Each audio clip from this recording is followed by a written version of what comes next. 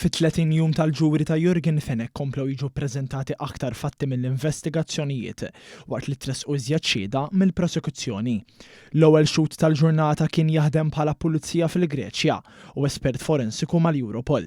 Spjega li hu kien inkarigat li jeżamina skans ta' dokumenti partikolari fl-investigazzjoni biex identifika xi falsifikazzjonijiet fihom. Waqt li kienet iwieġeb għal mistoqsijiet tal-ġurati, ix-xhud qal li huma kienx ipprovdut b'kampjuni ta' kitbiet għal finijiet ta' tqabbil u li analiżi tal-kitba bl-idejn ma kienx taqa' taħt il-kompetenza tiegħu. Xehed ukoll l-uffiċjal Karl Mikallef li jaħdem f'laboratorju forensiku u li fl-2019 inħatar mill-qorti biex janalizza żewġ esebiti partikolari. Mikallef xehed li ħa diversi ritratti ta' marki ta' swaba minn fuqhom biex jingħataw lil Europol. Spjega li minn analiżi nstabu ma' 70 marki ta' swaba. Komplet ukoll ix-xhieda tal-uffiċjal Sven Sammut li bdiet is-Sibt li għadda u intwera email tal-25 ta' Novembru tal-2018 dwar xi xiri fuq id-dark web minn Jürgen Fenech. Qal li fl-email ġie konfermat ix-xiri u li kienet se tinbagħat iżjed informazzjoni wara l-ħlas uffiċjali. Spjega li waqt l-analiżi tiegħu fejn ra li saru xi transazzjonijiet suspettużi.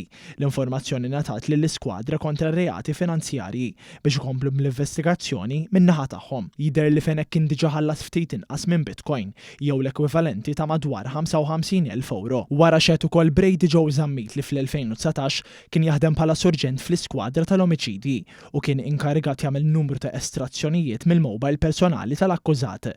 Spjega kif il-proċess kien wieħed twil u li l-mobile li wettaq analiżi fuq kien fih l-akbar ammont ta' data. Hawn analizza diversi affarijiet fosthom chats u emails. Fil-qorti ntweraw diversi konverzazzjonijiet bejn Jürgen Fenech u l-eks assistent kummissarju Silvio Valletta. F'waħda minnhom iż-żewġ tirġiel kienu qed jippjanaw li jiltaqgħu, b'Valletta jgħid lil Fenech li int l-akbar ħabib tiegħi. F'konverzazzjoni oħra dwar telf ta' eluf ta' euro, Fenech jgħid li ħassu tradut u Valletta ipprova jikkalmah.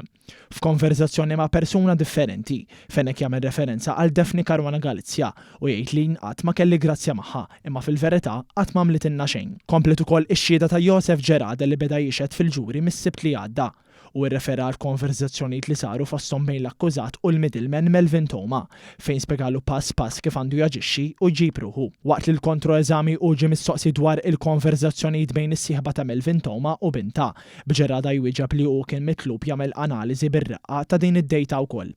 F'mument minnhom reġa' qam kjas fl-awla hekk kif il-prosekuzzjoni nnotat li kellha aktar estrazzjonijiet x'tistaqsi fuqhom, iżda ma tħallitx. Fis-seduta ta' tlieta xehed ukoll Logan Woods, il-kaptan tad-dajsa li bija kien se jaħrab lejn Pozzallo Jürgen Fenech qabel l-arrest tiegħu. Woods spjega kif hu kien jieħu ħsieb il-jottijiet tal-familja Fenech u li fix-xitwa dawn jittieħdu f'boatyard fi Sqallija biex isiru x-xogħlijiet neċessarji. Qal li dak iż-żmien Fenech talbu jitlaq qabel bil-jott tiegħu u ftehmu li jitlaq miegħu tard bil-lejl ta' 19 ta' Novembru tal-2019.